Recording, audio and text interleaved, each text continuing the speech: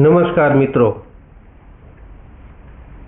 YouTube ચેનલમાં education બ્લોગમાં આપનું હાર્દિક સ્વાગત છે। ખૂબ સરસ મજાનો ટોપિક સાથે આજે આપણે શ્રીમદ ભાગવત ગીતા ને શિક્ષણ સાથે કઈ રીતે જોડી શકાય અથવા શિક્ષણમાં ધાર્મિક ગ્રંથ કઈ રીતે મદદરૂપ થઈ શકે એના વિશે આજે આપણે ચર્ચા કરવાની છે, માહિતી આપવાની છે। મારે આપણને ઘણીવાર એવા પ્રશ્નો થાય કે જ્યારે બાળક પરીક્ષા કે કારકિર્દીના તણાવમાં હિંમત હારી જાય ત્યારે એક વાલી તરીકે તમારે તેને દબાણ કરવું જોઈએ કે કૃષ્ણ બનીને માર્ગદર્શન આપવું જોઈએ। આપણી સામે આવો વિકટ પ્રશ્ન ઊભો છે। ચલો વિચારો, આ અંગે આપણે શું કરી શકીએ? એક શિક્ષક તરીકે, એક વાલી તરીકે કૃષ્ણ બનવું જોઈએ કે બાળકને વધુ પડતું ફોર્સ, દબાણ આપવો જોઈએ?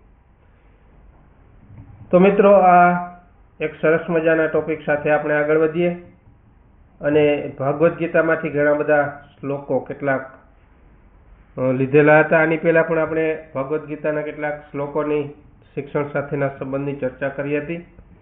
અહીંયા વિદ્યાર્થી મૂંઝવણમાં હોય છે ત્યારે ભાગવત ગીતા ક્યાં ઉપયોગી છે અને ભાગવત ગીતામાં એવા કયા પ્રસંગો છે જે આપણને ઉપયોગી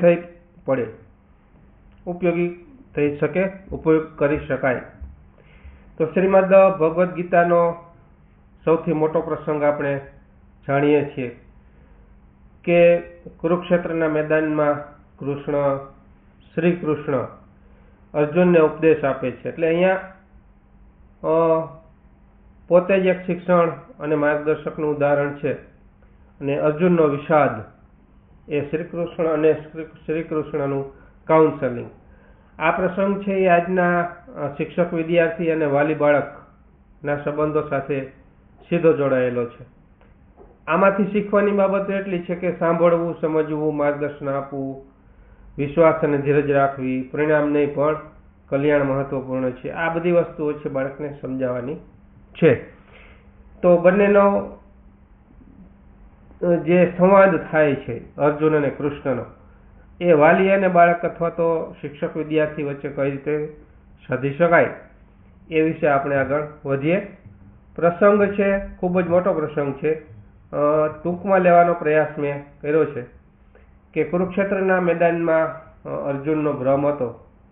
શું ભ્રમ હતો? કે યુદ્ધના મેદાનમાં જ્યારે અર્જુન પોતાના સગા સંબંધીઓ સામે જુએ છે ત્યારે તે હિંમત હારી જાય છે।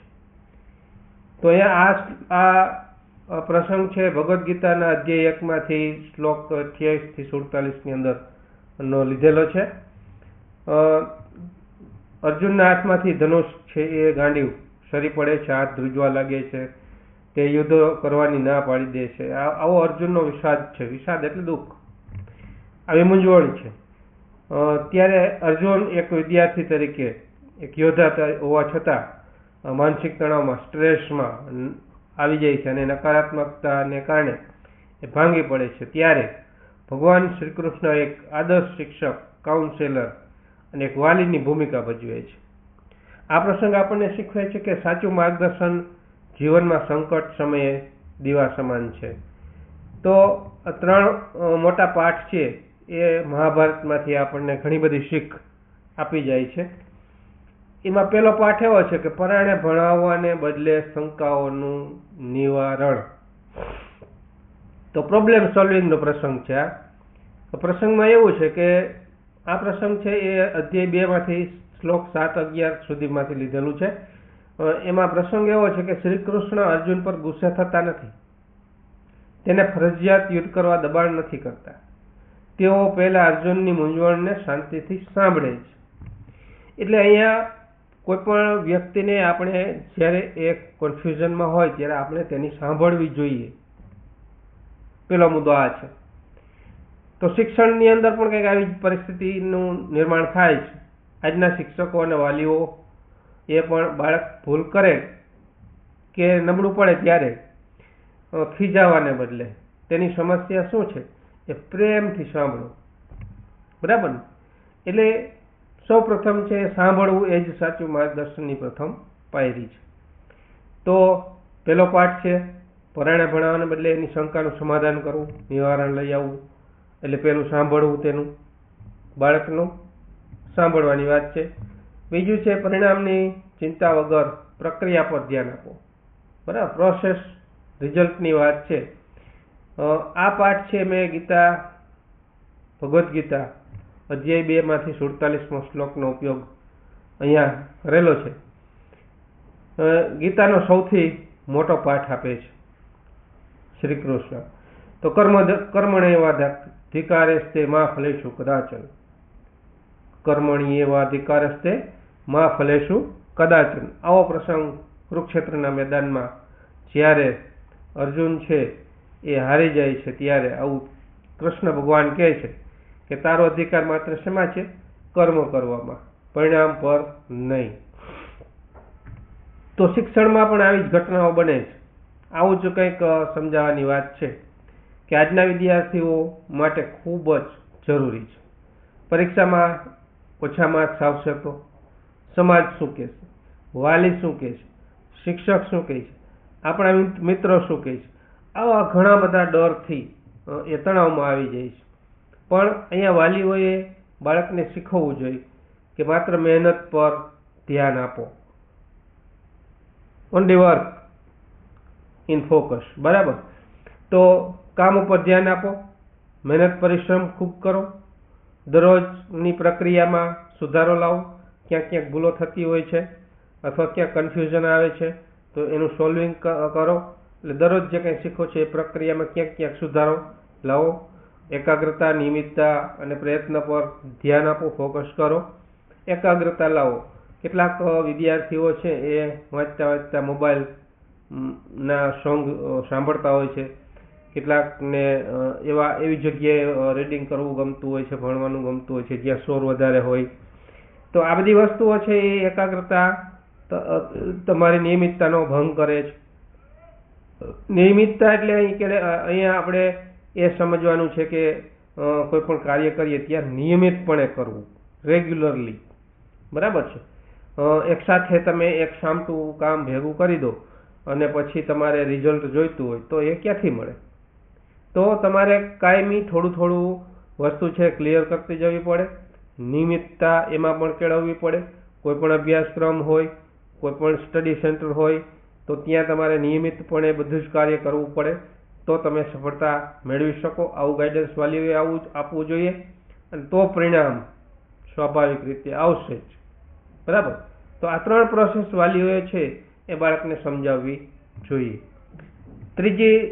ત્રીજો પાઠ છે યોગ્યતા ઓળખવી. એટલે એક્સપેરિમેન્ટલ લર્નિંગની અહીંયા વાત છે.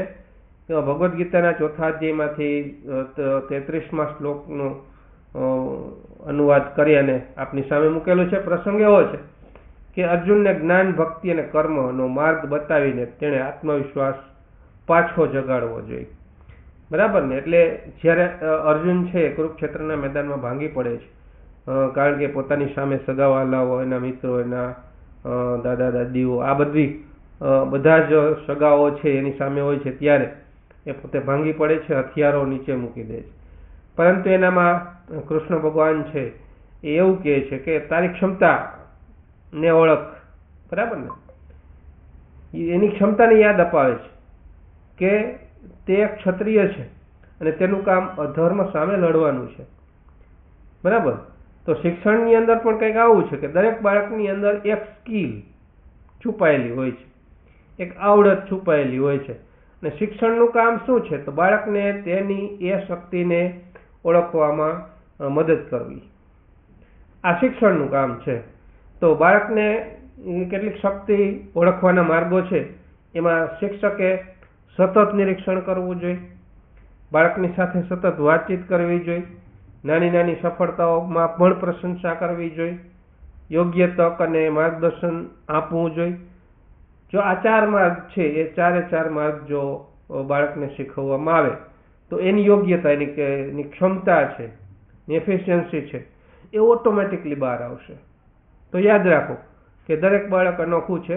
તેની શક્તિ ઓળખો, વિશ્વાસ રાખો, આપો એને. અને તેને યોગ્ય દિશા આપો. તો એને આ એક્સપેરિમેન્ટલ લર્નિંગ છે એ જો એને યાદ અપાવીએ આપણે તો એ ઓટોમેટિકલી છે એ આગળ જશે. એટલે શિક્ષણ એ બાળકની અંદરની શક્તિને જાગૃત કરવાની વાત છે. એક પવિત્ર કાર્ય છે શિક્ષણનું. જો આ આગળ ઓળખી શકે તો બાળક છે એ પોતાના પ્રગતિ કરી શકે, યોગ્ય દિશા લઈ શકે. તો મૂંઝાયેલા બાળકને આવા પાઠો શીખવવાથી બાળક છે ખૂબ જ આગળ જાય છે. એટલે અહીંયા અંતિમ પરિણામ શું? તો ભગવદ્ ગીતાની અંદર ના કેટલાક આપણે પાઠ લીધેલા જ ને બાળકને છે એ આગળ વધારો, આત્મવિશ્વાસ જગાડવા, યોગ્ય માર્ગદર્શન આપવા શું કરવું જોઈએ એના શ્લોકો આપ્યો છે. ને છેલ્લો શ્લોક ભગવદ્ ગીતાની અંદર 18મા અધ્યાયની અંદર 13મો શ્લોક લીધેલો છે. નષ્ટો મોહ સ્મૃતિર્લબ્ધા, એટલે મારો મોહ નાશ પામ્યો અને મને મારું જ્ઞાન પાછું મળી ગયું. આવા પાઠ શ્રી કૃષ્ણએ અર્જુનને કુરુક્ષેત્રના મેદાનમાં ભણાવ્યા. અને અહીંયા એક ચોક્કસ માર્ગદર્શન છે, ઉત્તમ શિક્ષણ છે એ મેળવ્યા પછી અર્જુનનો ડર છે એ દૂર થાય છે, બરાબર ને, અને એને જ્ઞાન મળે છે અને આગળ વધે છે. તો તે ફરીથી યુદ્ધ કરવા માટે સંપૂર્ણ આત્મવિશ્વાસ સાથે છે એ તૈયાર થાય છે. આ પ્રસંગ સાબિત કરે છે કે યોગ્ય સમયે મળેલું સાચું માર્ગદર્શન, કાઉન્સેલિંગ ગમે તે હારેલા વિદ્યાર્થીને પણ વિજેતા બનાવી શકે છે.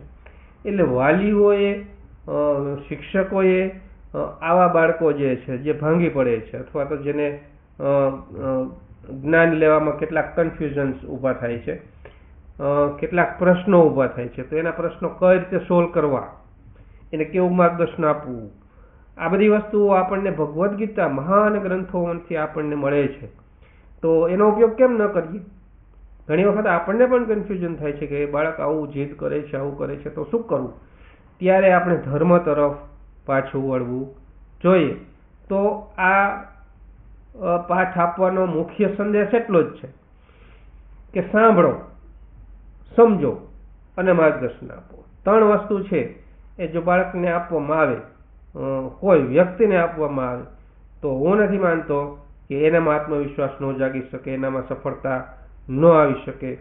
એટલે દબાણ નહીં કરવાનું બાળકને, કે બાળક છે એનું આખો જે ગ્રોથ છે, એનો આખો વિકાસ છે, એ વિકાસ દબાણથી અટકી જાય છે. એટલે એને દબાણ નહીં આપો, એને દિશા આપો કે હજી તો તું ઘણું બધું કરી શકીશ, તારામાં ઘણી બધી શક્તિઓ પડેલી છે. આવું એને પ્રોત્સાહન આપો, મોટિવેશન આપો. એટલે બાળકની શક્તિને ઓળખો અને એને ઉડાન ભરાવો. સાચું માર્ગદર્શન એટલે સાચું શિક્ષણ. એટલે ખૂબ અગત્યનું છે ગાઈડન્સ. એક કાઉન્સેલિંગ તરીકેની આપણી ભૂમિકા હોવી જોઈએ. એ દરેક ફેમિલીમાં હોય, પરિવારમાં હોય, દરેક શાળાઓમાં હોય, દરેક ફિલ્ડમાં હોય. તો એવું નથી કે કર્મચારી છે એ પણ ખૂબ હોશિયાર હોય ત્યારે જ આમાં આવ્યો હોય, પણ એને પણ કન્ફ્યુઝન ઘણા બધા હોય છે, ઘણી બધી ભૂલો થતી હોય છે. તો એને પણ આ વસ્તુ આપવાથી એ ખૂબ જ આગળ નીકળી જાય છે.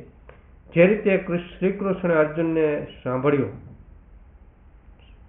એ જ રીતે આપણે આપણા બાળકને સંભાળીએ, સમજ, સહાનુભૂતિ, માર્ગદર્શન આપીએ અને સફળ ભવિષ્ય બનાવીએ. આ ગીતાનો સાર હતો અને શિક્ષણમાં આ રીતે એનો ઉપયોગ કરી શકાય છે.